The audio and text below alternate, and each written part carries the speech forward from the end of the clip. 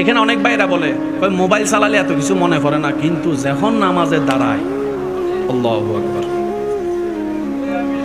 এরকম যাদের হয় তাদেরকে আমার পক্ষ থেকে ধন্যবাদ, আপনি সঠিক রাস্তায় আছেন।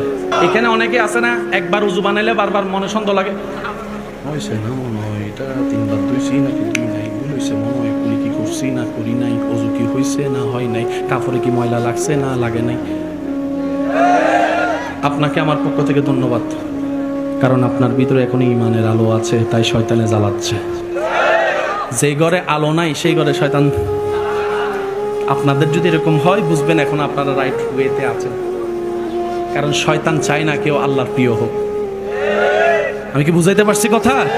এরকম হলে মন ছোট করেন না যে নামাজ ঢুকলাম এই সব ধরনের চিন্তা চলে আসছে। আপনি শুকরিয়া করবেন, আল্লাহ আমি হয়তো তোমার পথে এগোচ্ছি, শয়তানে দেখতে ফের চলে তো আমাকে জ্বালাচ্ছে। কথা বলেন ঠিক কিনা?